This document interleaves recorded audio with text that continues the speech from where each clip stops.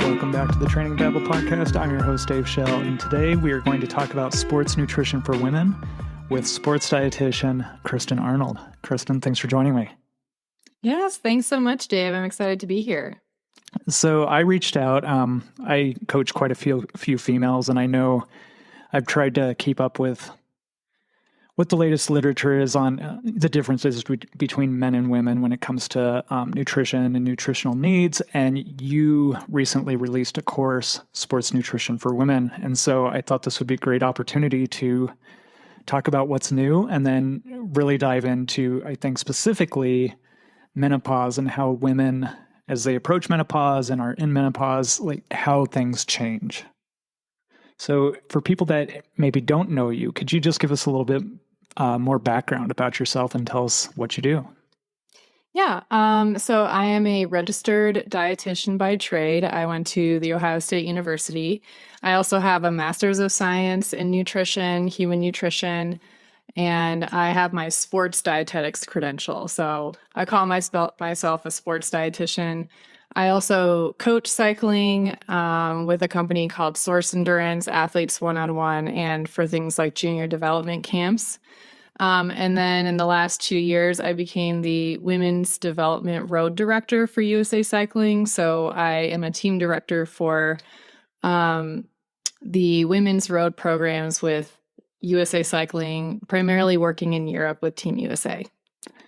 And I think that's one of the other reasons I was really excited to talk to you is I think I've talked to nutritionists or dietitians before, and they're very knowledgeable and things like that, but you're also a cyclist yourself, and you also work with women one-on-one. And so it's like, I think your knowledge is just going to be like so much more encapsulating as far as what the needs are and like where maybe it deviates from what the literature says and what actually happens in practice and what you do there. So I guess let's start this conversation just by starting with talking about like, what are some of the big differences between men and women for nutritional needs, and how does that coincide with the menstrual cycle? Yeah, so some of the biggest differences, before we had more studies that came out about how female reproductive organs and female reproductive hormones were affecting nutritional needs and performance parameters. Before, all the recommendations were based on things like, we know that women are generally in smaller bodies and they don't sweat as much because they don't have as much surface area, so they don't need as much water or fluid. Like, it was really generic.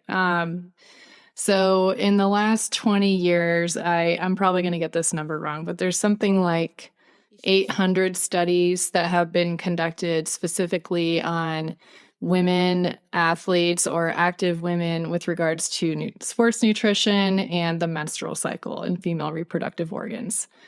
So some of the main differences physiologically are that people with female reproductive organs do have a harder time maintaining and putting on lean mass, especially in the older demographics, so in the Peri postmenopause life phase.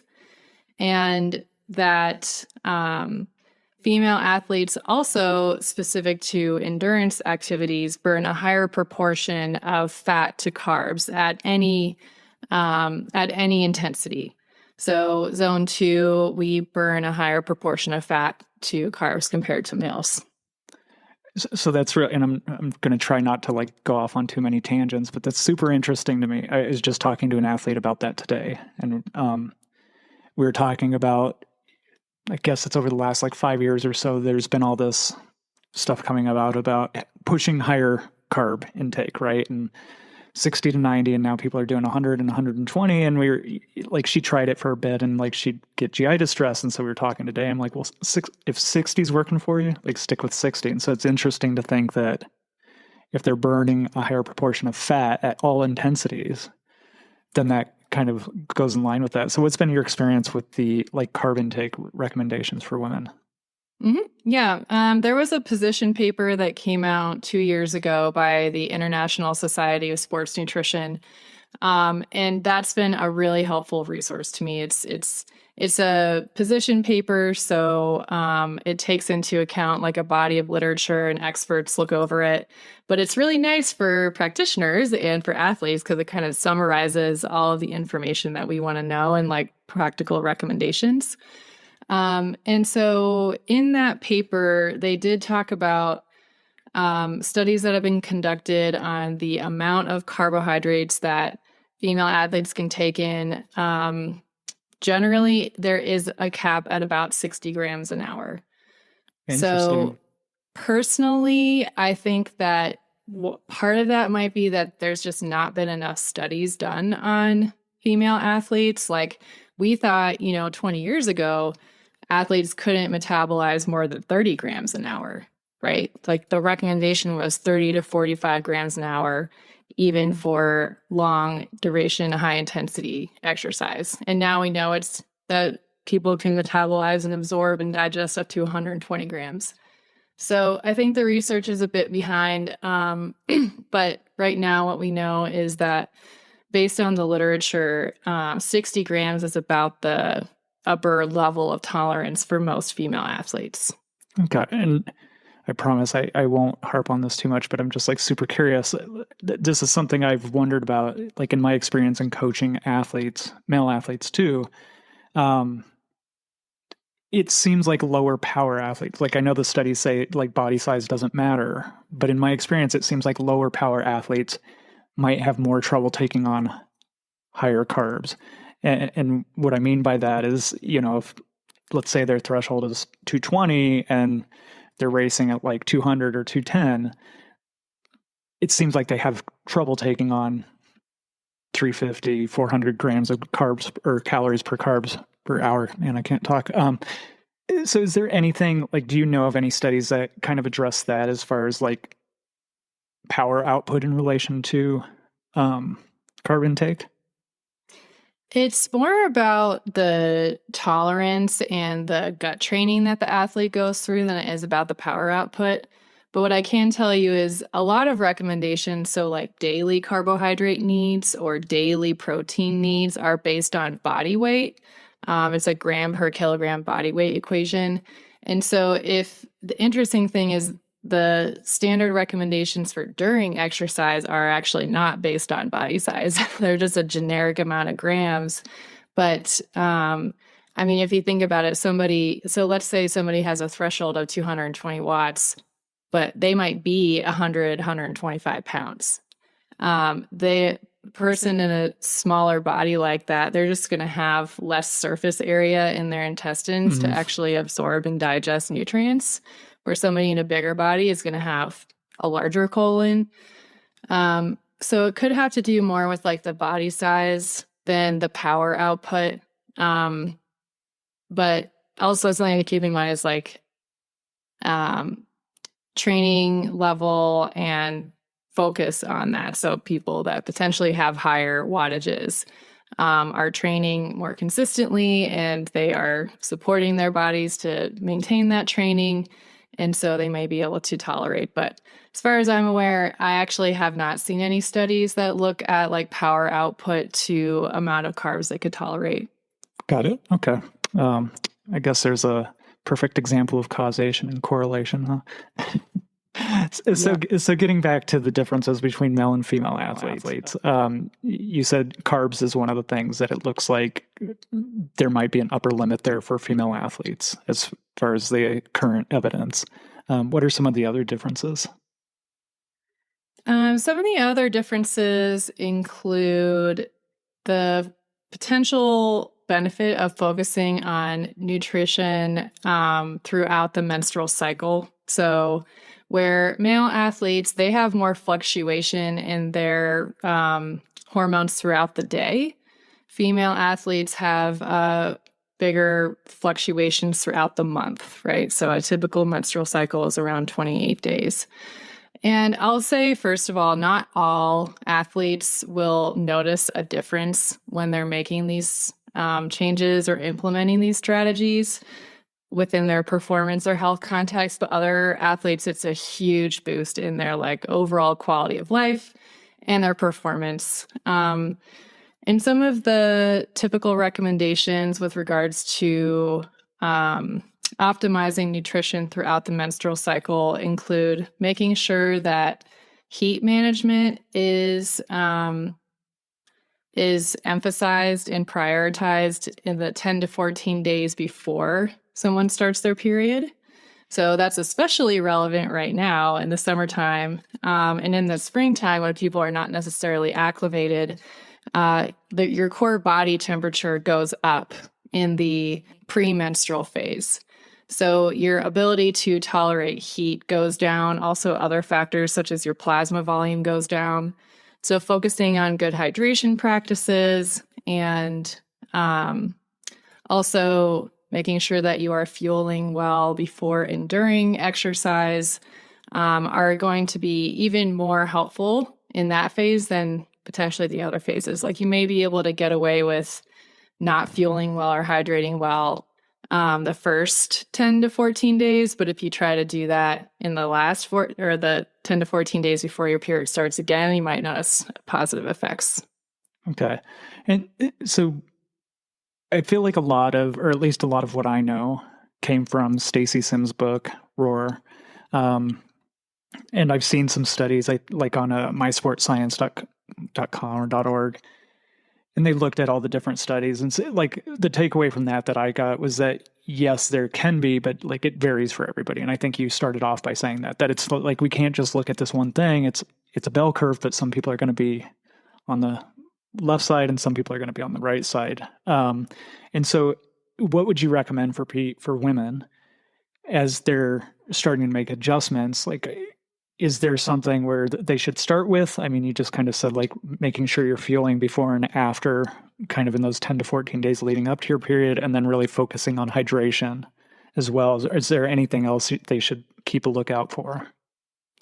Definitely tracking their menstrual cycle. So the first recommendation, the first thing that I suggest doing is tracking your cycle and even doing it in wherever your training log is. So if you use Training Peaks or something like that, there is a metrics tab and you can track your menstrual cycle as a metric in Training Peaks.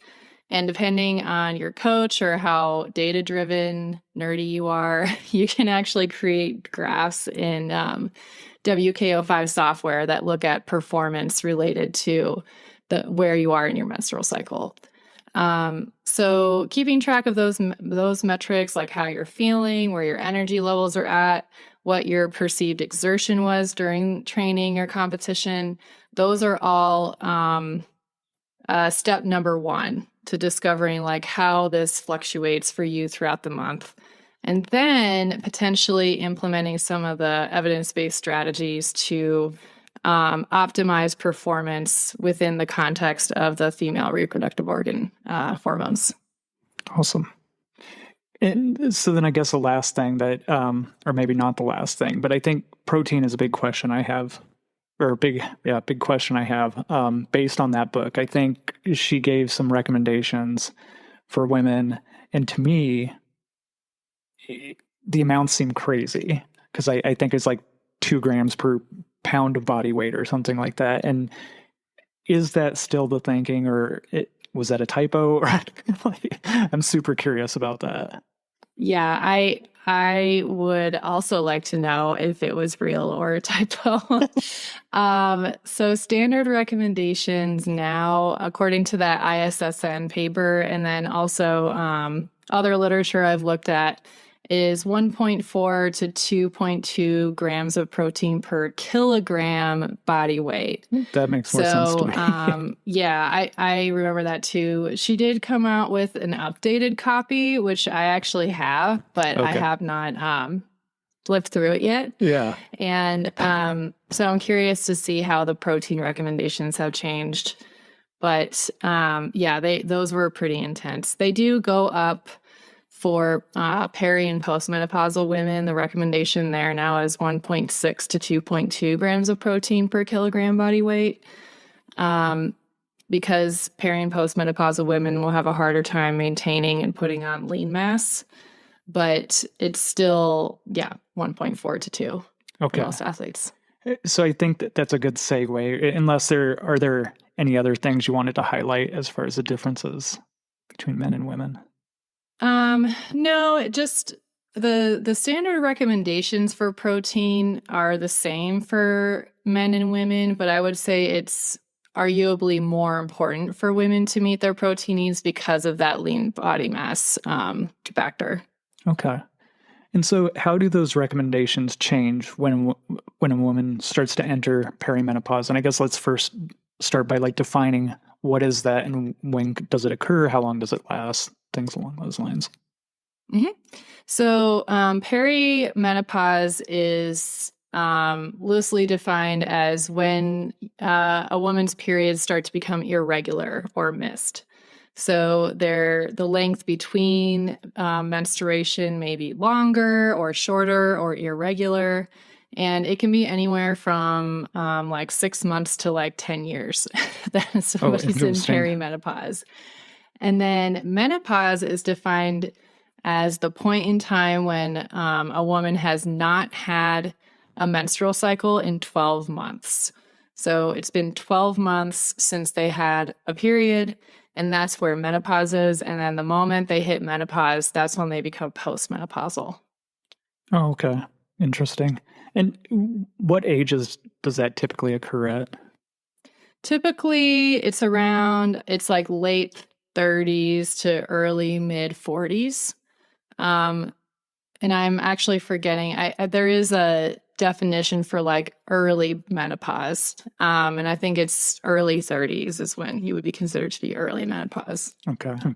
And so how does that, as a woman is entering perimenopause, how do those recommendations change from what the, I guess, standard recommendations are? Mm-hmm. So as we understand it, a lot of the changes that people that are perimenopausal will experience are based on like chronically elevated estrogen. So when someone has a period throughout the month, their estrogen will go up and down as their menstrual cycle goes up and down. But as you hit perimenopause, now estrogen is chronically elevated. And so that's what causes a lot of the symptoms like hot flashes, mood disturbances, putting on extra fat mass, sleep disturbances. And so a lot of the recommendations are to address some of those symptoms. And so some of the main recommendations are, one, like I mentioned, making sure to keep on top of protein with the 1.6 to 2.2 grams of protein per kilogram body weight, which I believe for like a 150-pound athlete, I'd have to do the calculation, but it's something around like 140 to 160 grams per day, something like that. So I had a question on that too. So when we say per kilogram of body weight, is that lean mass or is it just in general? Total mass, yeah. Okay. Yeah, so 1.6 grams of protein per kilogram body weight for someone that's 150 pounds is about 110 grams, which in reality is actually totally not difficult to meet. That's like 3 30-gram servings and then an extra snack of 20 grams. Once you get in, if you're in a bigger body, where that number will go up significantly, it can become more difficult to meet protein needs because just the sheer amount of food you need to eat is bigger. But yeah, so making sure to meet protein needs, and then also focusing on complex carbohydrates, carbohydrate-rich foods. And these help to maintain optimal blood glucose levels and reduce insulin spikes, which is supposedly one of the ways that fat mass gets put on in that phase. So by incorporating foods like brown rice, beans, lentils, whole grains, these foods help to provide those really beneficial carbohydrates, but not spike the blood glucose levels, so we can more optimally maintain our lean mass and keep off fat mass. Okay. Awesome. And what are there any other changes in the perimenopause phase?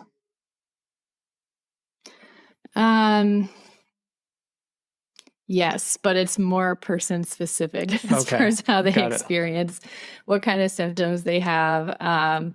There are all kinds of fun strategies that we can use with like timing of foods. For example, having more carbohydrate rich foods in the morning and tapering throughout the evening.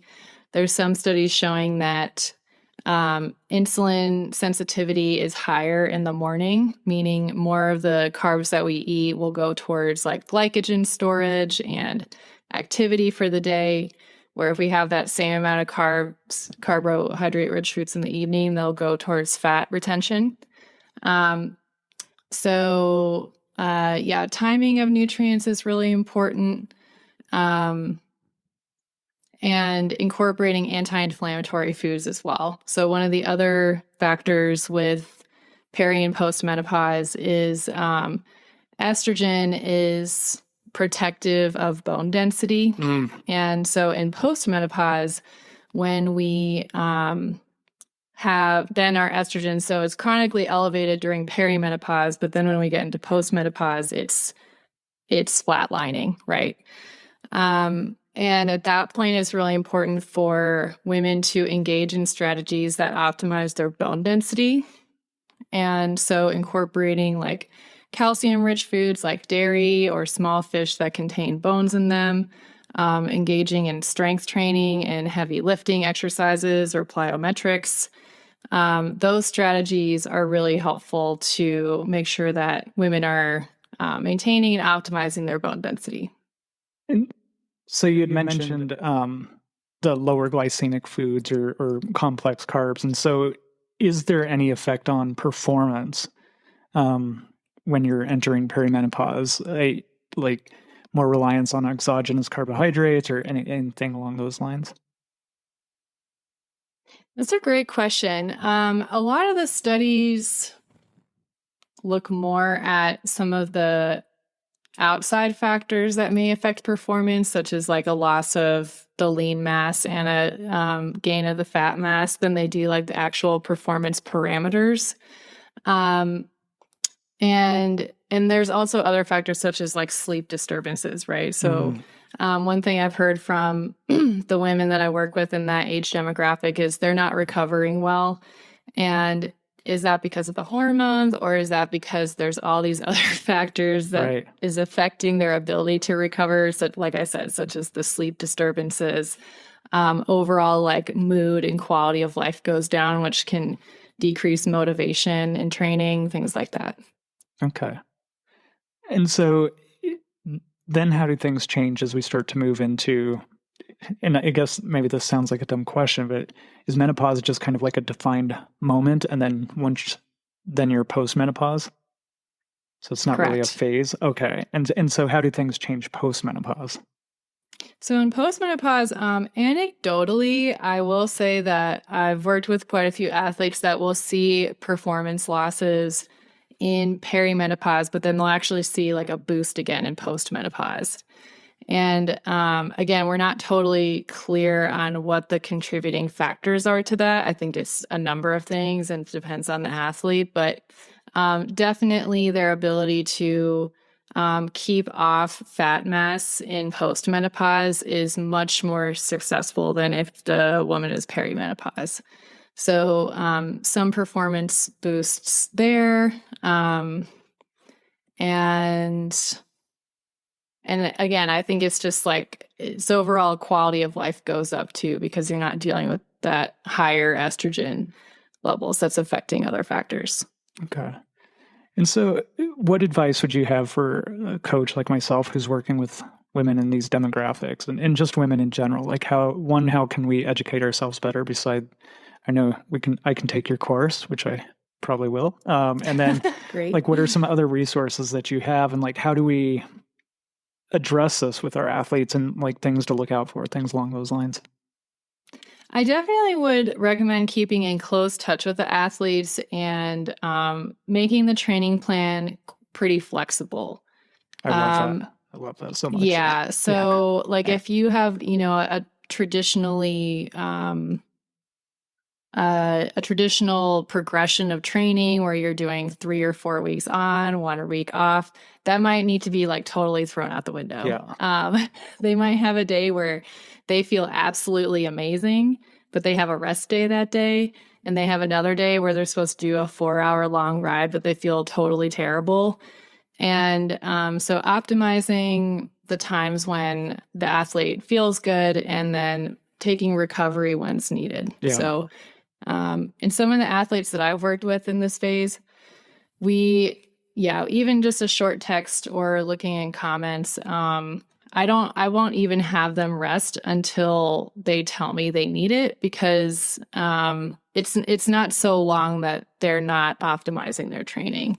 Yeah. But it's long enough that their body is dictating when they need the recovery, not the training plan. Yeah. And I love that. I mean, that's one of my philosophies anyway, for men or women. It's like it should be very fluid, and we should take advantage when you're feeling good and rest when you're not. And so I love to hear you say that. And so what are some of the resources that we can look to as coaches or as athletes that are looking to this? I definitely do like Askin Jukendrup. Yeah, So yeah. my Oscar, sports yeah. science, he is a great resource. Feisty Performance also has quite a few resources. So there's a group called Feisty Media, and they have different arms such as Feisty Menopause and Feisty Performance. So they put out different blogs and information that's very digestible for athletes and coaches. Also, Stacy Sims is a good resource, and Nancy Clark's Sports Nutrition Guidebook. So it's kind of a tome of sports nutrition, and is a really helpful starting point there. And then, yes, I do have an e-course where we go into sports nutrition guidelines for women, and and that's available now too. Awesome. Yeah, and I'll definitely link to that, and also to that ISSN paper as well. Is there anything I feel like we covered quite a wide array of things today. Is there anything that I missed that you think is really important that people should know about, or other things that are kind of like top of mind at the moment? The only other thing I would add is, and this is something that I'm just taking every opportunity to talk about, is that in the literature, the one factor that we know affects performance the most is energy availability for athletes. So especially women, when women are in low energy availability, it can affect their hormones, but also their ability to recover, their risk of injury, their ability to progress and sustain training. And so there is a bigger margin of error for male athletes when they're not eating enough calories. Like, they may be able to sustain health and performance for longer. But for female athletes, it's a really fine line between not getting enough calories in and their performance or health plummeting. So coaches being aware of what the signs and symptoms are of low energy availability is really important, and looking out for that both in communication with the athlete and in their training. And for people that don't know, energy availability is effectively the balance between the number of calories an athlete is intaking and the amount of calories they're burning through exercise. So it's specific to athletes that have training. And we know that when athletes aren't eating enough calories for the amount of training they're doing, it can cause all these issues. And so I think this is a really big issue in cycling on both sides, with men and women. There's so much focus on being lighter. And so what would be your advice? Like, if you could just tell athletes one thing, as far as when they're, everybody wants to cut weight and be light, but they also need to fuel their training. And so as athletes start to go down that rabbit hole and really get into the weeds, what do you tell them as far as the healthiest way to approach this and fuel their work? Yeah. Generally, like fueled is strong, right? Like there is a watts per kilogram part of the sport. Like no one can deny that. But there's a really fine line between optimizing the weight part of that equation and optimizing the watts part of that equation.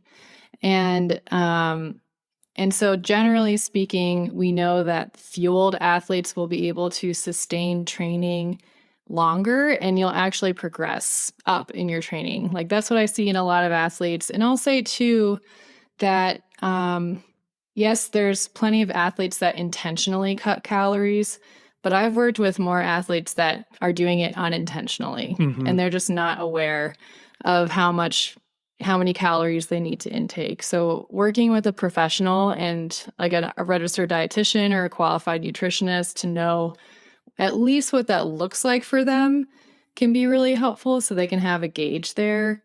But at some point when you're in chronic low energy availability, you're just compromising long-term aspects of performance and health. And the longer you're in that phase where you're not eating enough, the harder it's going to be to come out of it.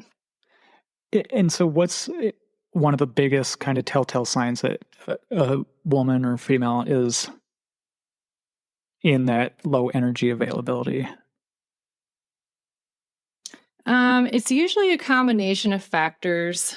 So things like the common ones I see are athletes that are regularly getting sick, like they're getting colds. They get through 1 or 2 training blocks and they have a cold again. They might be at higher risk for like overuse injuries, like just like little knee pains or little pains in their hips. And then also not having energy throughout the day. So maybe they can get through their training, they're completing their training, but then they feel like a zombie the rest of the day. Okay. And as a coach, one of the telltale signs is that they're not actually improving in their training or performance. Like you're prescribing a perfect training plan. Everything should be progressing. They should be gaining like a couple % every month, every season, and they're just not getting any better. Yeah. Part of that could be training method, but a lot of the time it's the athlete not fueling well enough. Okay. Interesting. What about missed periods? Yeah, so that would be down the line, right? So Really? I like to say that hopefully we catch it before that happens.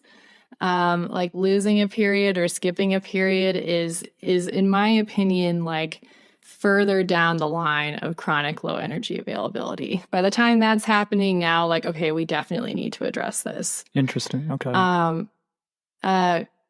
Clinically, the point at which it becomes clinically significant is when an athlete skips 3 or more periods in a row, or they skip 3 periods throughout a 6-month amount of time. Okay. So if you have 3 periods, but like you skipped every other period, or you skip 2 periods and then you have a period, but then you skip another one, that would also be clinically significant.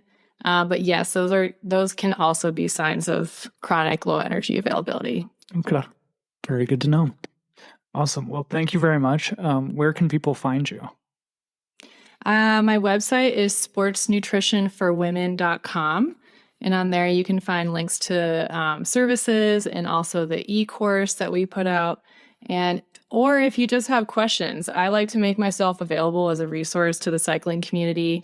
I'm invested in making the sport better. And so feel free to reach out with anything you have. Fantastic. Really appreciate that. Awesome. Well, thank you very much for taking the time. I appreciate it. And I know I certainly learned a lot. Yes. Thanks so much, Dave. Take care. Hey everyone, Coach Dave here. If you're enjoying the show, I would love if you could help me out by leaving a rating or a review. And if you're interested in coaching or a consult, you can reach me at kaizenendurance.coach. If you're interested in learning more, use the code KAIZEN to get $50 off the Sports Nutrition for Women e-course. Talk to you next time.